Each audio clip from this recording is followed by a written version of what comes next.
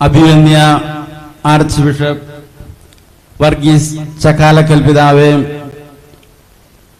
Arch bishop Pamplany പിതാവേ, അഭിവന്യ പിതാക്കന്മാരെ, സ്നേഹമുള്ള വൈദികരെ, ബഹുമാനപ്പെട്ട സിസ്റ്റേഴ്സ്, സഹോദരി സഹോദരന്മാരെ,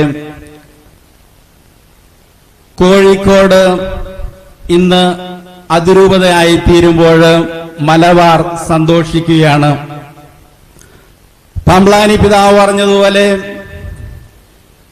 മലബാറിനെ ഏറ്റവും ഹൃദ്യമായിട്ടുള്ള അനുഭവം കോഴിക്കോട് രൂപതയിൽ നിന്ന് ലഭിച്ചു. ഇന്ന് കോഴിക്കോട് രൂപതയും അതിരൂപതയായി തീരുമ്പോൾ അതൊരു വലിയൊരു ദൈവത്തിന്റെ നിയോഗമായി കാണുകയാണ്. കാരണം അതിന്റെ ആദ്യത്തെ ആർച്ച് ബിഷപ്പായി തീരുന്നത് നമ്മുടെ എല്ലാവരുടെയും പ്രിയങ്കരനായിട്ടുള്ള വർഗീസ് ചക്കാലക്കൽ പിതാവാണ്. കണ്ണൂർ രൂപതയുടെ പ്രഥമ മെത്രാൻ എന്ന നിലയിലും അത് പ്രഥമ അതിരൂപതയുടെ ആർച്ച് ബിഷപ്പ് എന്ന പദവിയും സ്വീകരിക്കാനായിട്ട് ഭാഗ്യം ലഭിച്ച ഒരു വ്യക്തി.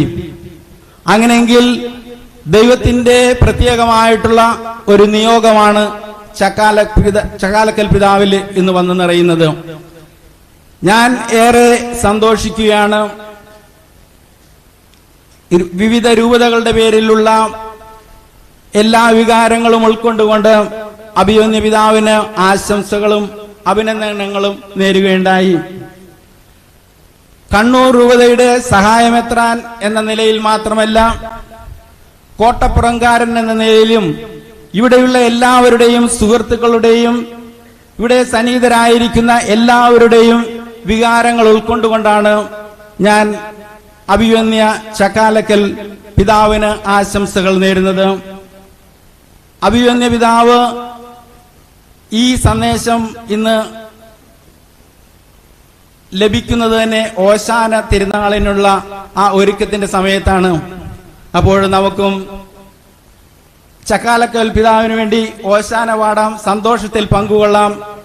അദ്ദേഹത്തിന്റെ ജീവിതത്തിലെ എല്ലാ നന്മകളും അതുപോലെ തന്നെ സങ്കടങ്ങളുമുള്ള നിമിഷങ്ങളിൽ ആ പിതാവിനോടൊപ്പം നാം ഉണ്ടായിരിക്കുമെന്നുള്ള വാക്ക് നൽകിക്കൊണ്ട് എല്ലാവിധ അഭിനന്ദനങ്ങളും ആശംസകളും ഒരിക്കൽ കൂടി നേർന്നുകൊണ്ട് എന്റെ വാക്കുകൾ ഉപസംഹരിക്കുന്നു.